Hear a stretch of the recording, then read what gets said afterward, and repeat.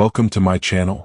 Today I will tell you the story that became a source of fear, the Crowell Clinic where babies were born without umbilical cords.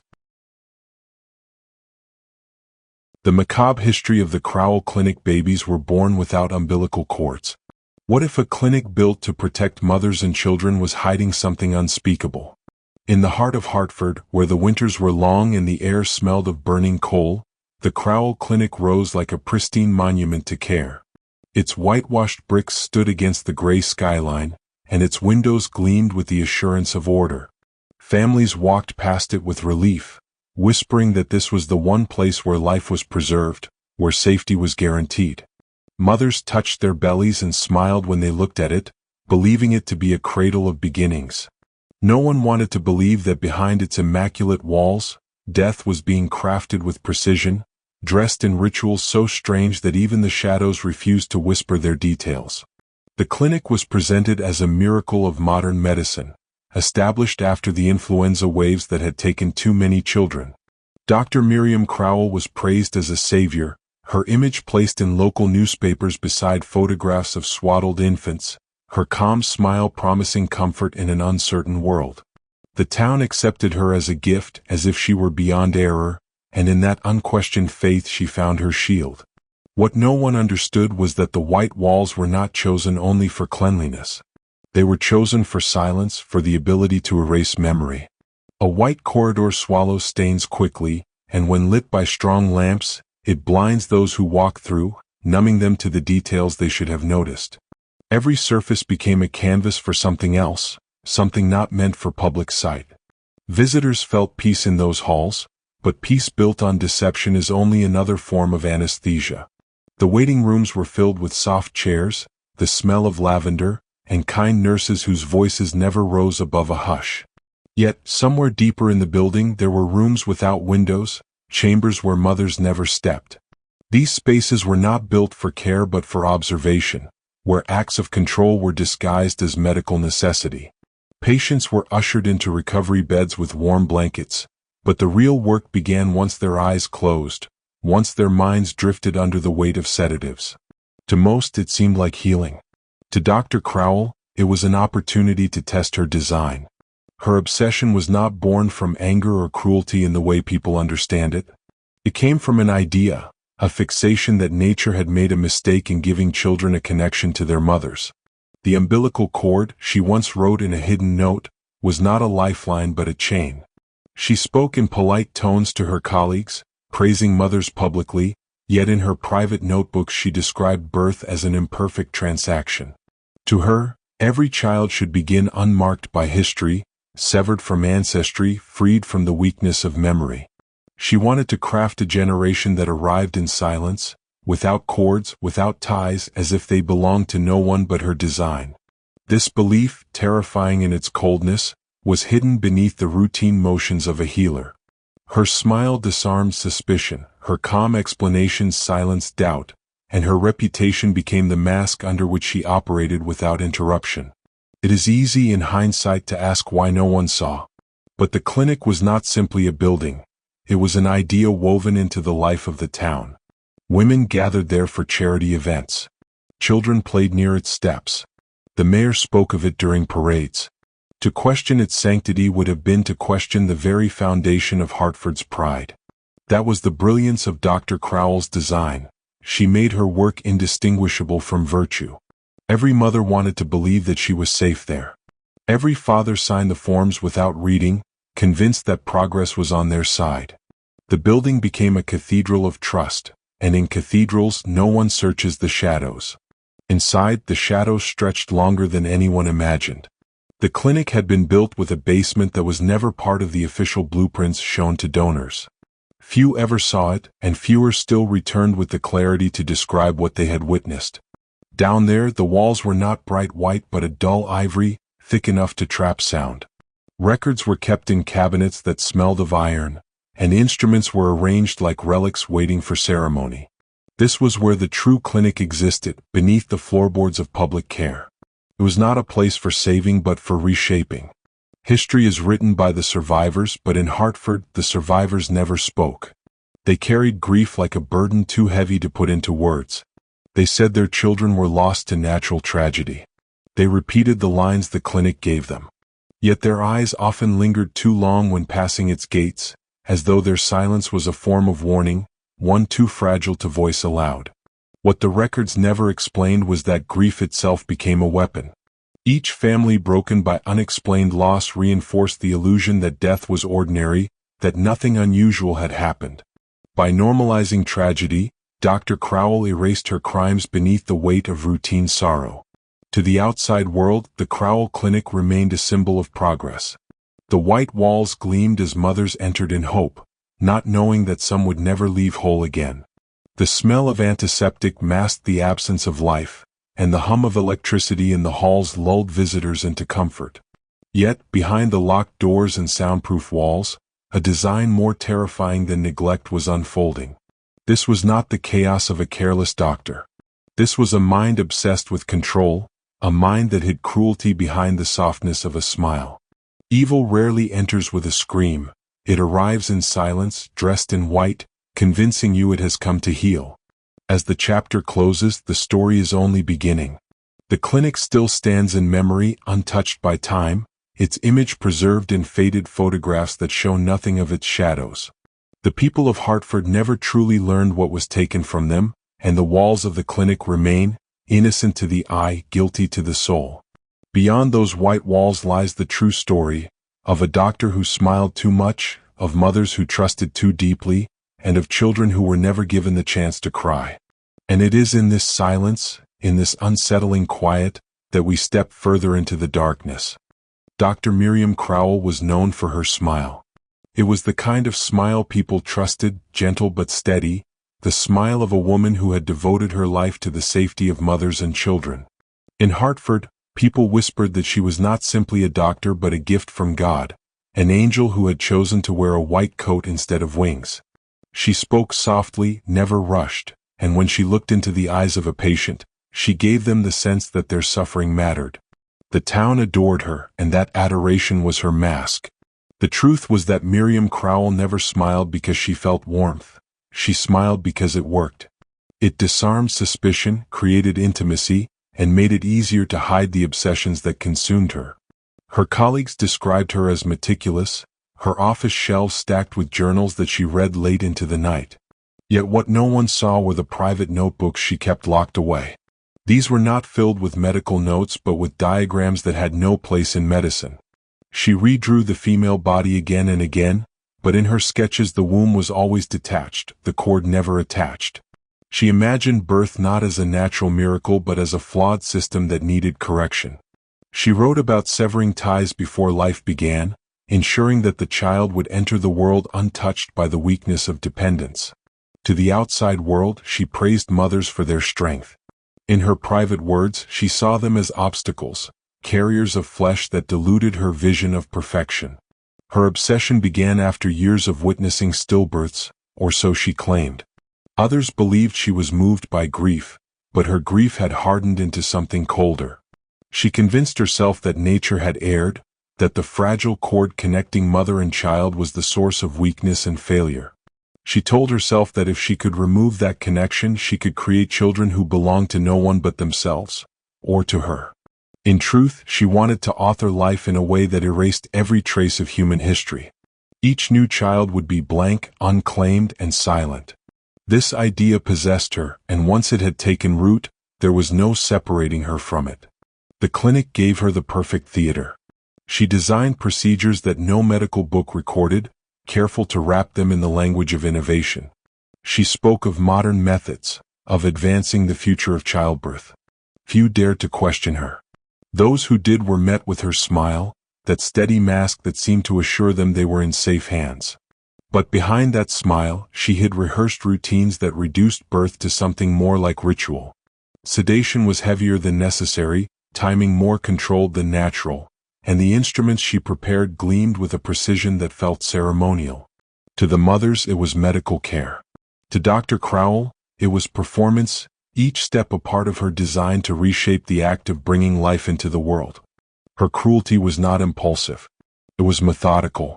She treated each procedure as if it were part of a script she had memorized. First came the quieting of the mother, ensuring she would remember little. Then came the delivery, carefully altered so that what should have been a bond between two bodies became something else, something detached. When she looked at the infants, she did not see them as sons or daughters. She saw them as vessels, as proofs of her theory, as objects that could either satisfy her or be discarded. She catalogued them with symbols only she understood, tiny marks drawn in her hidden ledgers, as if she were creating an archive of her own private scripture. What made her most dangerous was how easily she played both roles. Upstairs, she was the healer, the calm presence walking the halls, her hands clasped as she asked about Mother's comfort. Downstairs, in the hidden chambers, she became something else entirely, a director of silent rituals where the cries of the newborn were either muffled or manipulated into silence.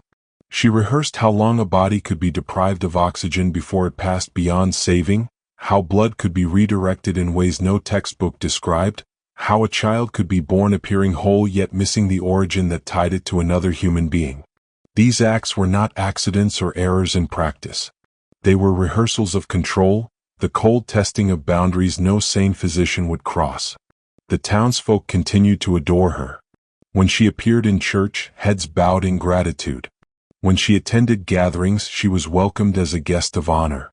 People marveled at her patience, her endless work hours, her soft voice. No one noticed the hollowness in her eyes, the way her smile never quite reached them. It was not that she felt nothing. It was that what she felt was not human compassion but satisfaction at how well her mask held. Her cruelty thrived because it was hidden behind the illusion of virtue, and the more she was praised, the more untouchable she became. Those who worked closest to her sometimes caught glimpses of her true nature. A nurse once spoke of how Crowell lingered too long while holding a newborn, staring at it not with warmth but with calculation, as though she were judging it against some invisible measure. Another remembered how Crowell insisted on handling certain deliveries herself, barring others from the room. These whispers never left the walls of the clinic, for to accuse her would be to accuse the very foundation of Hartford's pride. And so the silence grew heavier, until it became part of the structure itself. What made Miriam Crowell terrifying was not just her obsession but the way she wrapped it in normalcy. She laughed softly, offered tea to nervous mothers, and promised fathers their children would be safe. She never raised her voice, never acted rashly. Her evil was not loud. It was quiet, systematic, and patient, like a clock ticking in a room where no one notices the sound until it is too late. Each procedure she designed was another step toward her vision, and with every child she touched, she felt closer to perfecting it. The smile remained her greatest weapon. When doubts arose, she smiled. When grief threatened to pierce the illusion, she smiled. Even when infants disappeared, she stood by parents with that same expression, convincing them that tragedy had struck beyond anyone's control. People wanted to believe her. They wanted to trust the doctor who smiled too much. And in that trust, they gave her the freedom to continue. The story of Miriam Crowell does not end here. This is only the unveiling of the mask, the revelation that behind the soft-spoken healer lived a mind consumed by ritual and control. Her smile, so carefully crafted, was not kindness but the first stage of her design. As the walls of the clinic grew thicker with secrets, her methods grew darker, preparing for what would come next, the silence of children born without cords, and the ledger that would record them not as lives, but as entries in her private scripture. The silence of the Crowell Clinic was not accidental. It was designed. Every sound that should have filled its halls, the cries of newborns, the nervous voices of mothers, the reassuring tones of midwives, was subdued, muffled by thick walls and the calculated use of sedation. For the townsfolk, this quiet seemed like peace. But beneath that calm was something far more sinister, a silence so unnatural it carried the weight of absence, of lives removed before their presence could ever be known. It was in this silence that Dr. Miriam Crowell performed her darkest work, the experiment that would define her legacy. The method was simple in its cruelty, but perfect in its deception. Mothers would arrive swollen with expectation, their bellies carrying the weight of new beginnings. They would be met with Crowell's soft smile, reassured with gentle words, and guided into rooms where the air smelled faintly of antiseptic and lavender. There they would be given sedatives stronger than any needed for childbirth, ensuring that their bodies would not remember the pain and their minds would not recall the details. When they awoke, they would be told their children had not survived, that fate had played its hand, that tragedy had come for them as it had come for so many others in that era. The white walls and kind voices made it believable, and mothers, already weak from labor, accepted their loss with grief that could not be questioned. Yet not all of these infants were gone. In the hidden chambers of the clinic, Dr. Crowell and her small circle of trusted assistants carried out procedures no medical board would have sanctioned, no textbook would have recorded. Their goal was not to save life but to edit it, to reshape the very first moment of existence. The infants were delivered not with the natural cord that tied them to their mothers, but through methods that erased this connection entirely. In her notebooks, Crowell wrote that the cord was an unnecessary tether, a primitive flaw in design. She experimented with ways to deliver babies who bore no physical sign of origin, children who seemed to have arrived not through human connection but through her hands alone. What made this horror even more disturbing was its methodical nature. Each infant was recorded in her private ledger not by name, but by symbol. Circles, crosses, triangles, marks that resembled alchemical signs more than medical codes. To Crowell, these children were not individuals but entries in her grand experiment. She tested how long their tiny bodies could endure separation from oxygen before revival, how their skin reacted to altered fluids, how their cries could be muted with adjustments no parent would ever witness. Each death, when it occurred, was written not with sorrow but with calculation. She saw loss not as tragedy but as data, each failed child a step closer to her vision of creating life stripped of weakness. Whispers began to spread among the townsfolk, though no one dared speak them aloud in public. Too many women had left the clinic with empty arms, told their children were stillborn. Too many funerals were held without bodies. Quiet questions were asked in kitchens and parlors. Why did so many losses happen at Crowell's clinic, when she was supposed to be the most skilled of doctors? But grief silenced suspicion. To accuse a beloved healer of cruelty was unthinkable, and so families accepted their tragedies as fate. They whispered but did not confront, mourned but did not question. This was how silence protected her, how her reputation fed the very system she was building. In those hidden rooms, the silence was not only the absence of cries but the presence of ritual. Instruments were laid out in exact order, polished until they gleamed under the dim lamps. Assistants moved as though following choreography, their hands trembling not from conscience but from the demand for precision. The procedures were not rushed. Each was performed with the patience of someone crafting something greater than the sum of its parts. Sometimes infants were displayed before the doctor, their small bodies altered in ways no one outside those walls could have comprehended. She studied them with the gaze of a collector, a scholar dissecting a mystery.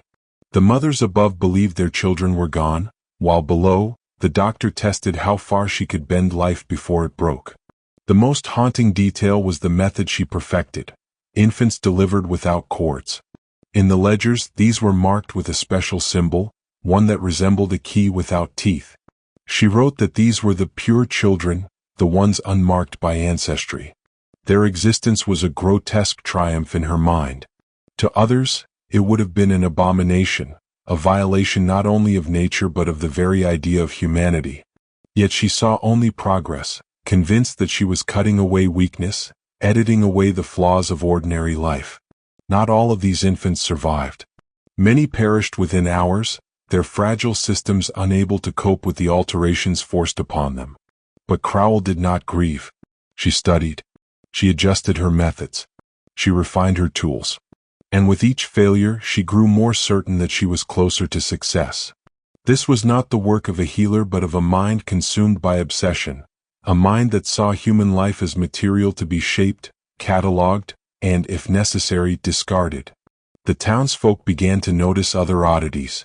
Families who questioned too much seemed to vanish or move away.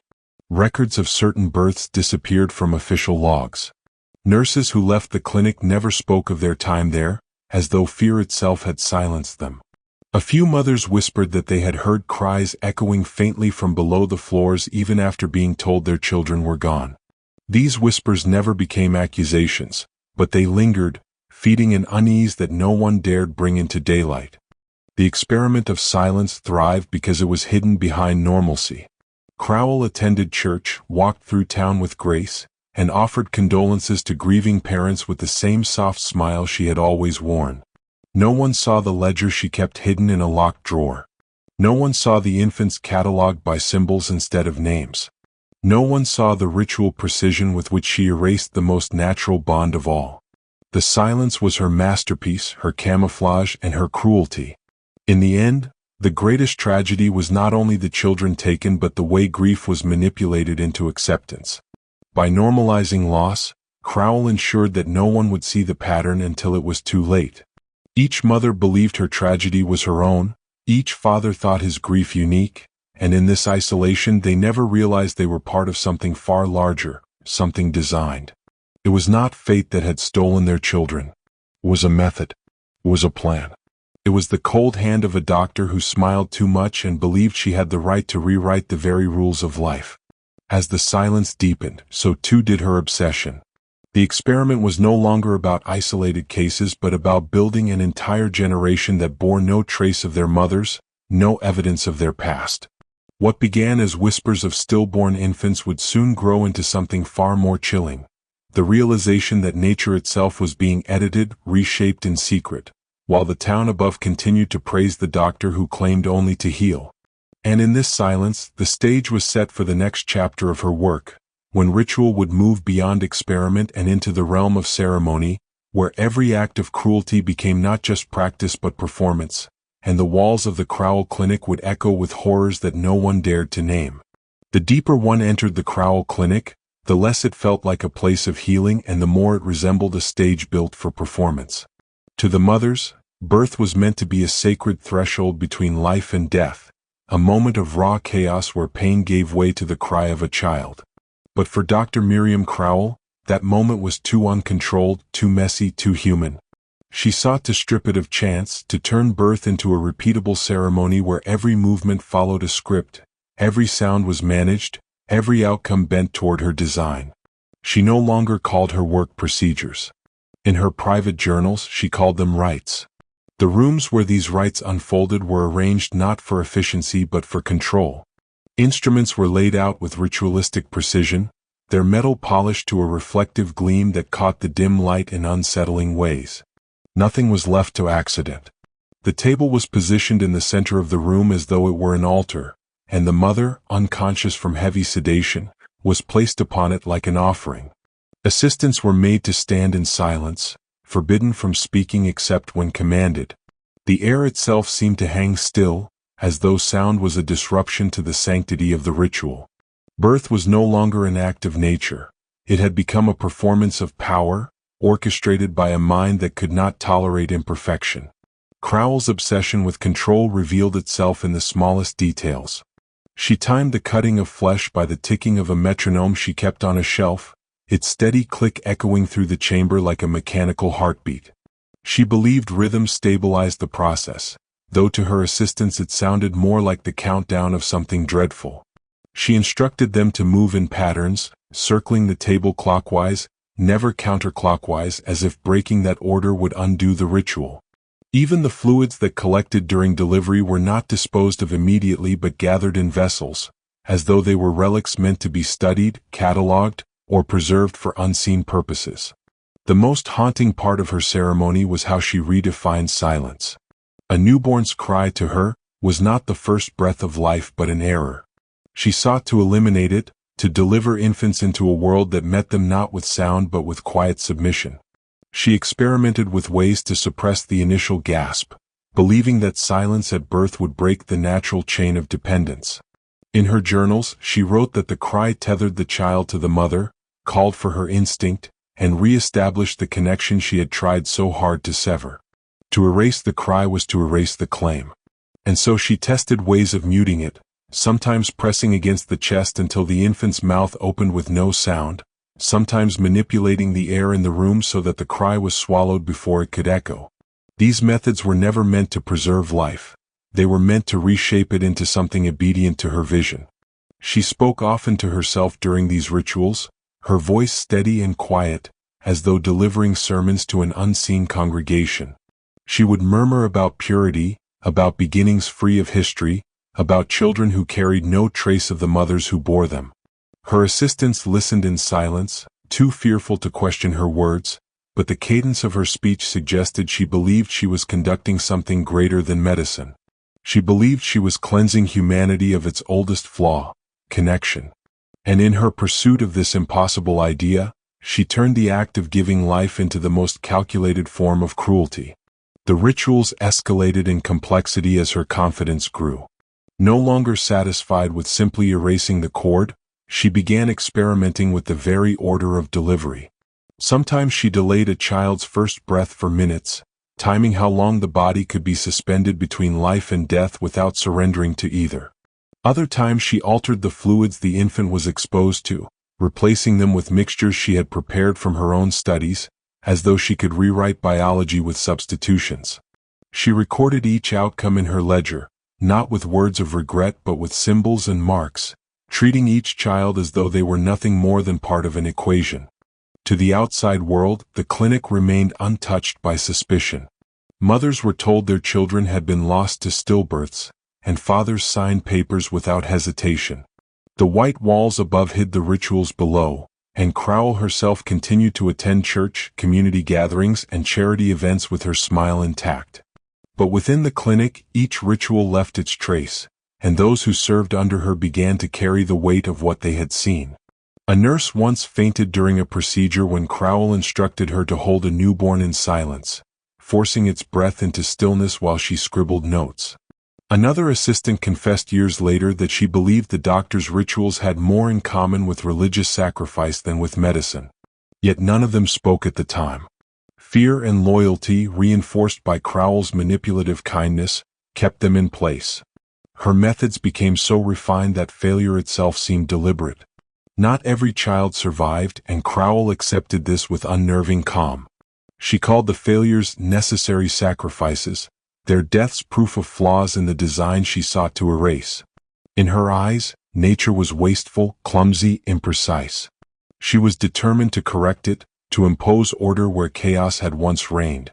Each failure was catalogued with the same care as each success, their absence woven into her ritual as if death itself were part of the ceremony. The ritual of silence extended beyond the infants. It consumed the families as well. Mothers awoke to hear their children had not survived, and the absence of cries confirmed the lie. Fathers returned home with grief heavy enough to silence any doubts. In this way, Crowell's ceremonies did not end in the chamber. They reached outward, reshaping the lives of families who never knew they had been part of her experiment. Every tear shed, every unmarked grave, became part of her performance. The silence grew heavier with each passing year, settling over Hartford like a shroud that no one dared lift. What made Crowell's work most terrifying was the devotion with which she carried it out. She was not careless. She was not reckless.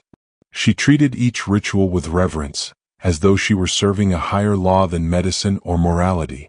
In her journals, she wrote of herself not as a doctor but as a custodian of purity, someone chosen to deliver a new kind of humanity into the world.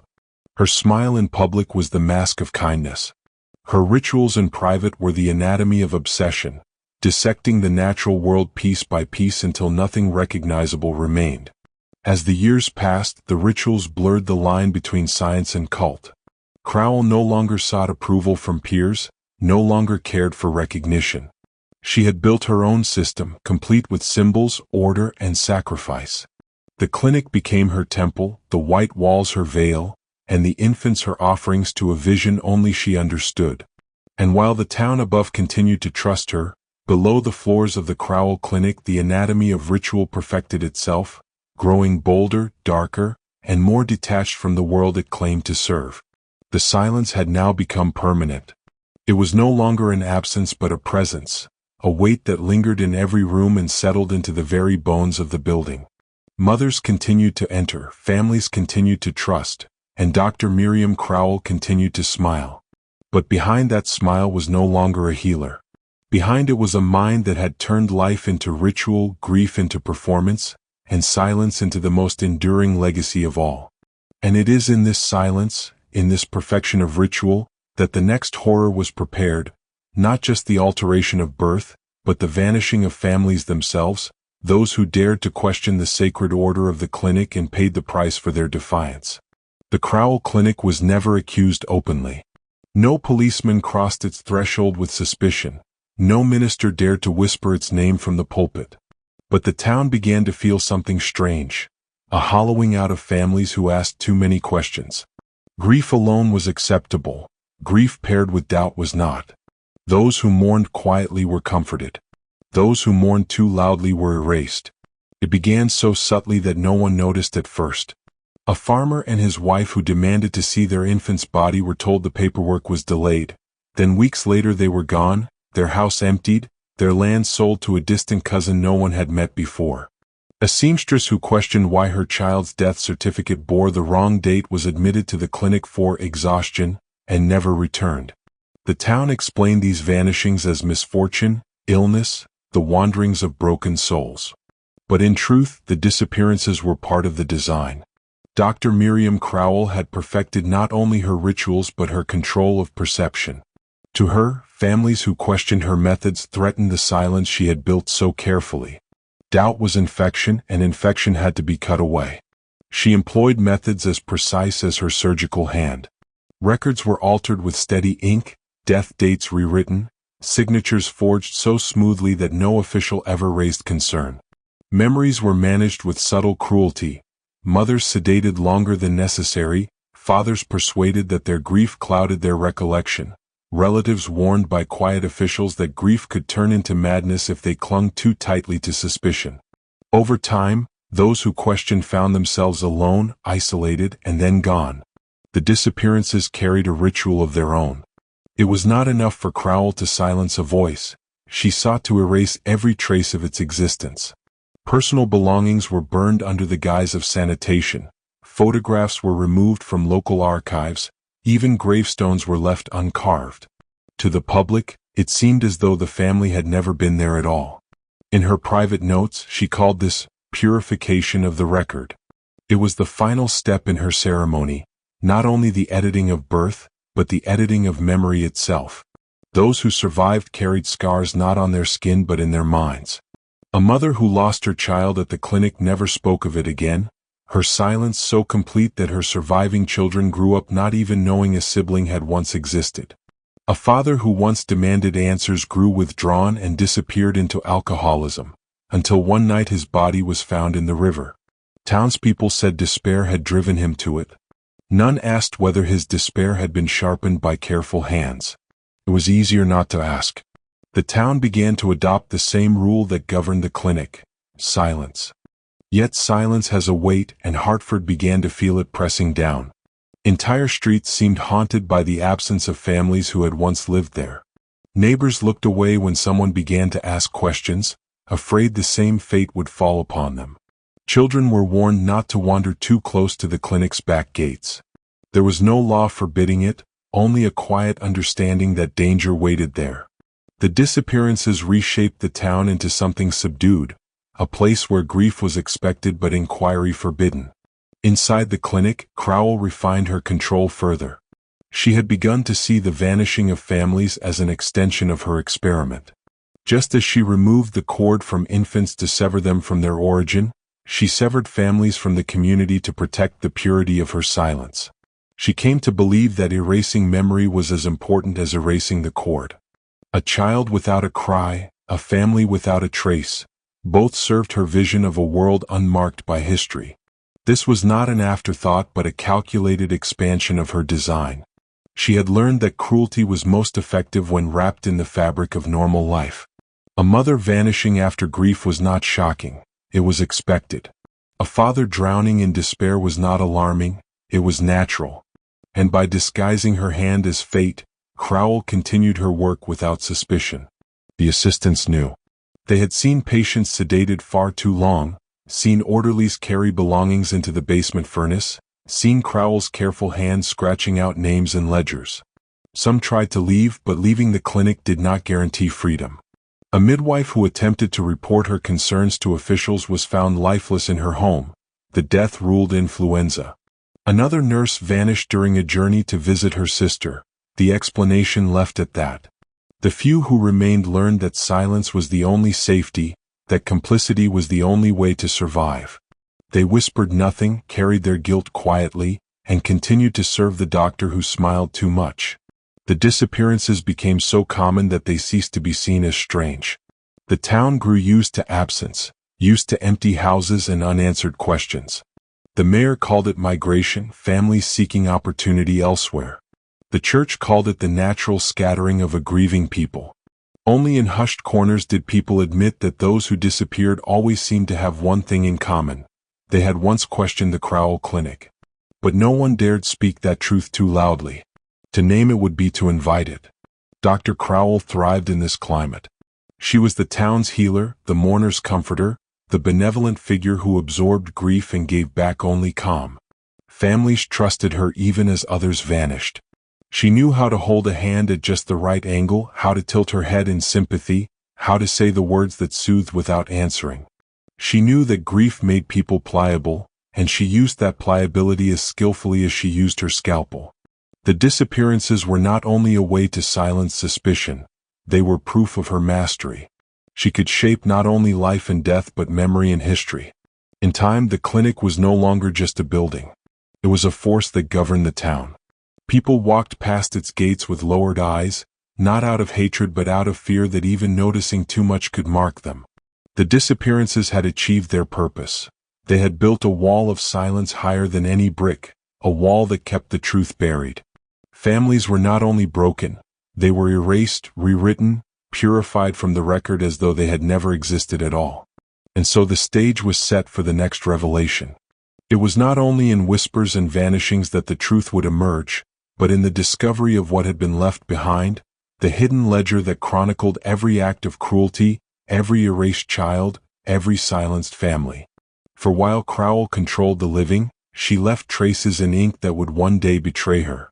Time has a way of burying secrets, but it also has a way of unearthing them.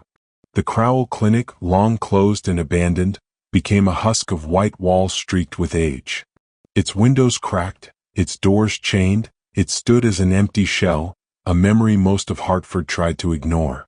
The townspeople told their children to stay away, whispering of ghosts and curses, but the truth hidden within was far heavier than superstition. It was not a haunting of spirits but of records, the careful work of a mind that had catalogued its crimes with the same precision it once used to wield a scalpel. It was here, in the dark belly of the basement, that the ledger was found. The discovery was accidental. Workmen were assigned to clear the clinic in preparation for demolition. They moved slowly, their boots kicking up dust that carried the faint smell of antiseptic even decades later. In one corner of the cellar, behind a false wall of plaster, they found a locked cabinet of iron, its surface streaked with rust.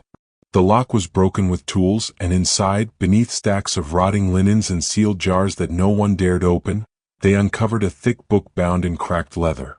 Its cover was unmarked, but when they opened it, the air seemed to shift, as though the silence of the clinic had been waiting for this moment to breathe again. The ledger was unlike anything expected. It was not written in names but in symbols, carefully drawn circles, crosses, spirals, and shapes that resembled keys, arrows, and constellations. Each symbol was followed by dates, short notes, and marks of success or failure. To the untrained eye, it looked like the scattered notes of a mystic. But as historians examined it, patterns emerged. The dates matched hospital admissions. The symbols corresponded to families who had reported stillbirths. The marks of success were infants who had been delivered without cords. The marks of failure were the ones who had not survived the ritual. What chilled the investigators was not only the content but the tone.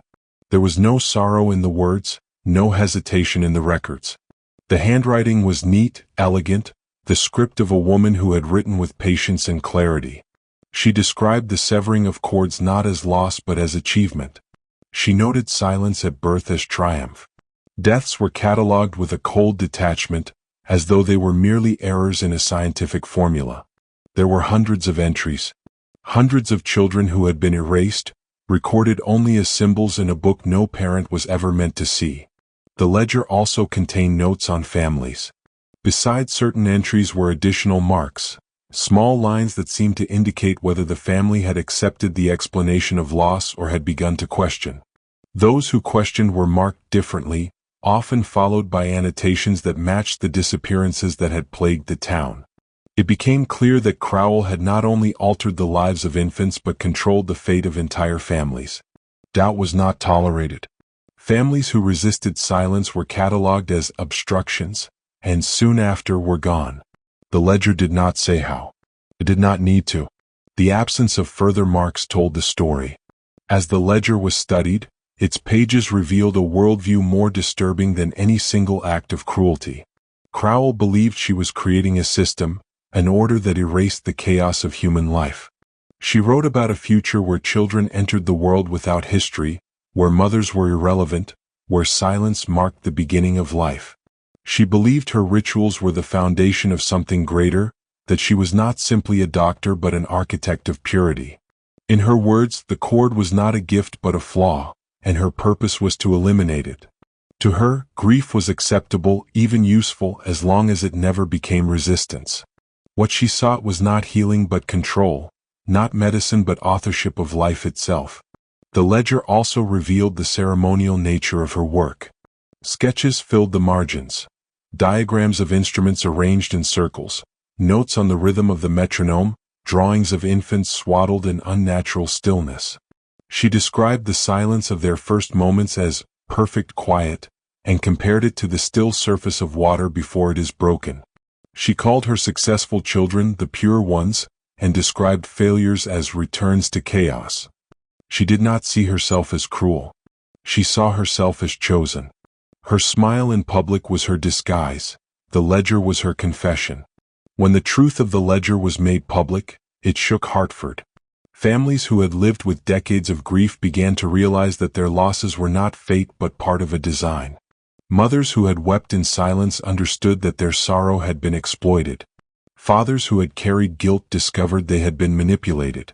The town could no longer dismiss the disappearances as misfortune or the stillbirths as coincidence. The ledger tied them all together into a single tapestry of cruelty. Each symbol was a life, each mark a family broken, each page a record of silence imposed by a woman who had hidden her obsession behind the mask of kindness. Yet the ledger also created confusion. How could such atrocities have been hidden for so long? How could a community have allowed silence to reign so completely? The answer lay in the very structure of Crowell's cruelty. She understood that people will accept almost anything if it is wrapped in normalcy. She understood that grief isolates, that silence spreads faster than suspicion, and that reputation can shield even the darkest acts. She did not need to hide her crimes from the world. She only needed to make the world believe there was nothing to see. The physical ledger was eventually stored in a government archive, its pages photographed and studied. Scholars debated whether it should be displayed publicly or locked away forever. Some argued that exposing it honored the victims. Others feared that its ritualistic precision might inspire minds as twisted as Crowell's. In the end, it was sealed, accessible only to researchers, but whispers about its contents spread nonetheless. People spoke of the symbols, of the marks, of the pages filled with silence given form. The ledger became a ghost of its own, a haunting reminder that evil does not always come with rage or madness, but with calm handwriting and careful order. For Hartford, the discovery of the ledger was the moment when denial was no longer possible. The clinic was not simply a failed institution.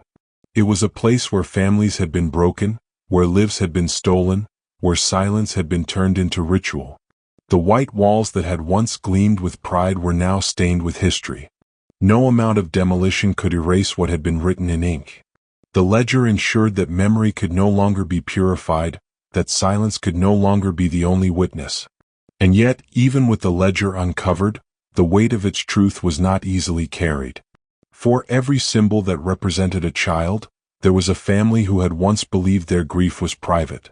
For every disappearance marked as obstruction, there was a home that had been emptied. The ledger gave answers, but those answers brought no comfort.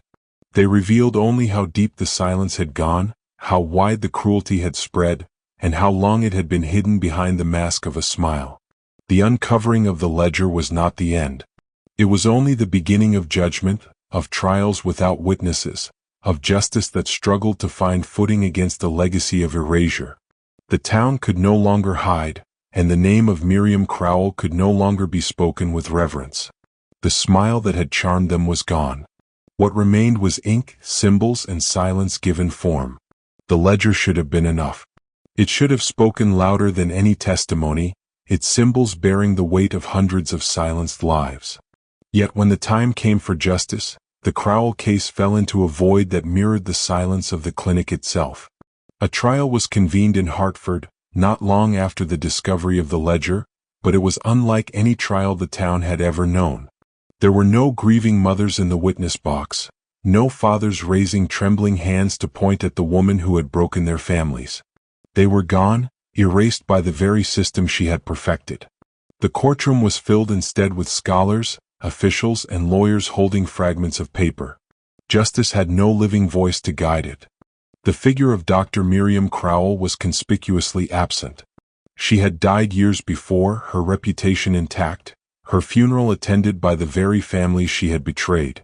To put her on trial was to put her shadow on trial, to wrestle with evidence against a woman who could no longer defend herself. Yet the townspeople demanded a reckoning, and so the proceedings moved forward, not against the woman but against the institution, the clinic that bore her name.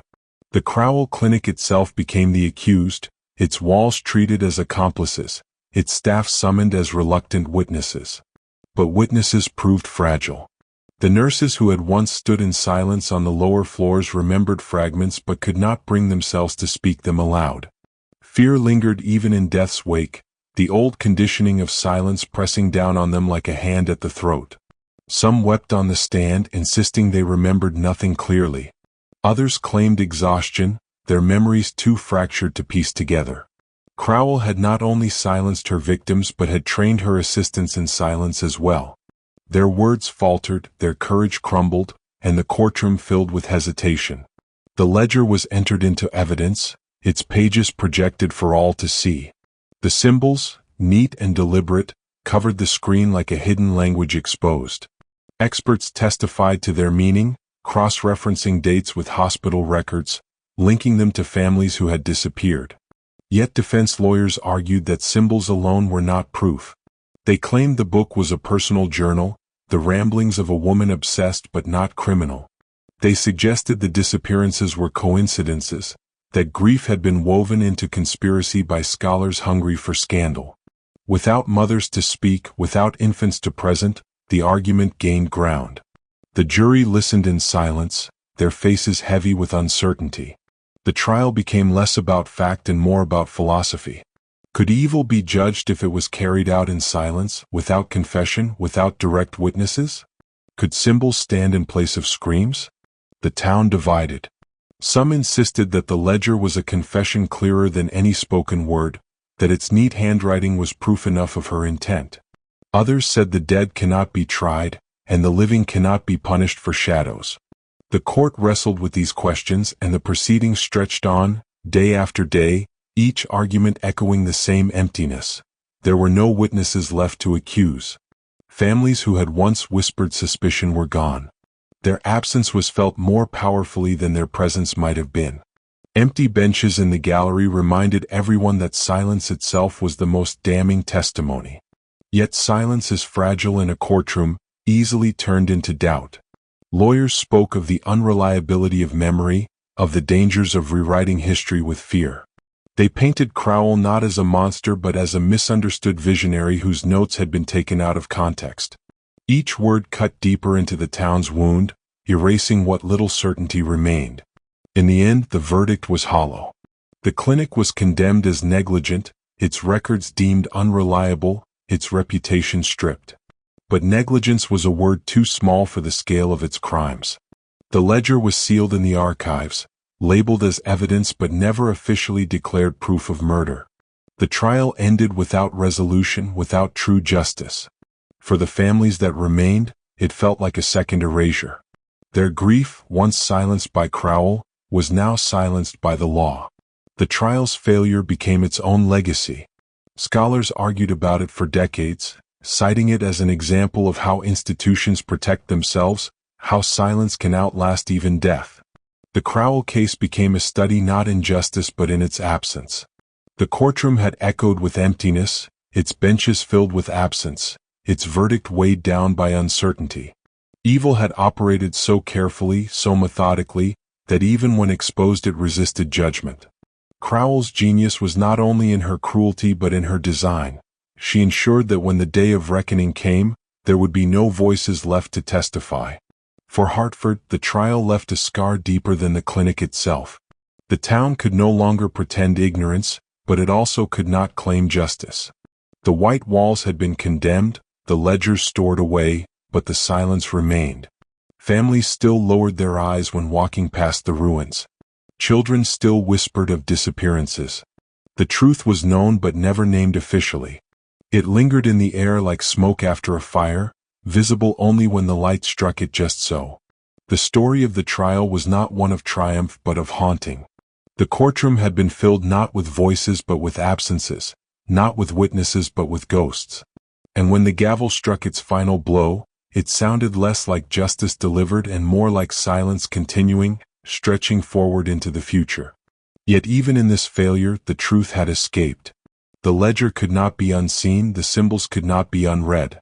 Crowell's mask had been torn away, and though the law faltered, history would not. The trial without witnesses ensured that her cruelty would never again be mistaken for kindness. She had escaped justice but not memory. And sometimes memory, though fragile, is the only verdict that endures. The silence of the courtroom gave way to the silence of remembrance. The families who had been erased were not returned, the children marked only by symbols were not restored, but their absence had been made visible. The trial ended with nothing more than condemnation of a building, but in the minds of those who listened, the weight of silence became impossible to ignore. And so, the legacy of Crowell's cruelty did not die in the courtroom. It lived on, waiting to shape laws, waiting to alter how grief and doubt would be treated in generations to come. And from this void, from this hollow verdict, rose the need for remembrance. A memorial that would one day stand where the clinic's walls had been, a mark that silence could not erase. The Crowell Clinic was demolished in silence. No ceremony, no gathering of townsfolk, only the sound of machines tearing into walls that had once gleamed white and pure. Dust rose into the air and drifted over Hartford, as if the town itself was being forced to breathe in the remnants of what it had once worshipped. People stood at a distance, watching quietly, unwilling to come closer. They wanted the building gone, but they could not bring themselves to face what it had represented. By destroying its body, they hoped to bury its memory. But the memory was heavier than rubble. After the trial without witnesses, Hartford struggled with how to live with what had been revealed. There were no graves to visit for most of the children, no names to carve into stone, no families left to remember them. The town carried absence as its inheritance. Mothers who had once trusted the clinic looked back on their silence with shame. Fathers who had accepted the doctor's smile replayed every moment when they could have asked harder questions. But guilt, like grief, isolates. People bore it privately, turning it over in their hearts without ever sharing it aloud. It was the younger generation who demanded more. They asked why the clinic had been allowed to operate unchallenged for so long, why families had been erased without resistance. They asked why grief had been accepted as ordinary when it should have been unbearable. Their voices stirred something the town had buried, and soon a movement began to raise a memorial. Not just for the children who had been erased, but for the silence itself, for the fact that an entire community had chosen not to see. The memorial was built on the land where the clinic once stood. It was simple, a field of white stones, each one unmarked, representing the children recorded only as symbols in the ledger. At the center stood a single slab of black granite, engraved with words chosen not to comfort but to confront. Here we remember what silence erased. Visitors came quietly, laying flowers at the stones, touching them as though they might connect to lives that had never been allowed to cry. The memorial became a place of reckoning, a reminder that silence is never neutral. It either protects the innocent or shields the guilty. In Hartford it had done the latter. The discovery of the ledger and the failure of the trial rippled far beyond the town. Laws were changed to protect mothers from forced sedation, to require independent witnesses at births, to ensure medical records could not be altered without oversight. Scholars taught the Crowell case in universities as a study of institutional evil, a warning that cruelty does not always wear the face of rage but often the mask of kindness. Policymakers pointed to Hartford when arguing that systems must guard not only against negligence but against obsession, against the quiet madness of a single mind given too much trust. Yet the changes in law could not undo the past. The ledger's pages remained heavy with silence, its symbols unmoved by new rules. What haunted those who studied it was not only the scale of cruelty but the simplicity with which it had been hidden. Crowell had required no weapons, no public violence. She needed only trust, reputation, and the willingness of people to accept grief as ordinary. Her power had come not from force but from compliance. And that realization unsettled more than the crimes themselves. Philosophers began to speak of the Crowell case as an example of evil in its purest form, not explosive, not chaotic, but careful and patient. Evil that waits, evil that plans, evil that thrives in the gaps where no one dares to look. It does not always shout. Sometimes it whispers, sometimes it smiles, sometimes it wears the face of care. Dr. Miriam Crowell had been all of these things. And the town, eager for comfort, had embraced her until it was too late. The memorial became a gathering place not only for grief but for reflection. Survivors of other tragedies came there, sensing in its silence a language they understood. Teachers brought children to walk among the stones, telling them that silence can be as dangerous as violence, that trust can be a weapon when placed in the wrong hands. Some wept openly. Others stood still, staring at the black granite, unable to move. All of them left with the same unsettled truth. The echoes of the clinic had not faded. They lived on in memory, in law, in fear, and in the knowledge that such things could happen again. For in the end, the greatest horror of the Crowell Clinic was not that one woman had carried out her obsession, but that she had been allowed to do so for years, wrapped in the protection of a community that refused to see. Evil thrives in silence, and silence thrives where people choose comfort over truth. That was the lesson Hartford was forced to learn, and it is the lesson that lingers still. The story of Miriam Crowell is not only history, it is warning. We look back at her rituals, her ledger, her smile, and tell ourselves we would have noticed, we would have resisted, we would have spoken. But silence does not announce itself as cowardice. It arrives as politeness, as trust, as the willingness to believe the lie because the truth is too heavy to bear. It is in that space that cruelty builds its altar. It is in that space that evil writes its symbols, certain no one will ever read them. The white walls are gone now, the rubble cleared, the ground seeded with grass. But the echoes remain, carried in the stories told by survivors, in the laws rewritten, in the field of unmarked stones that mark absence as presence. They remind us that what happened once can happen again, that the mask of kindness can always hide a darker intent, and that silence, if left unchecked, is the most dangerous accomplice of all. And so we leave you with a question, one that history itself cannot answer. What do you think? Could this happen again in another place, behind other white walls, under another smile that seems too kind to doubt?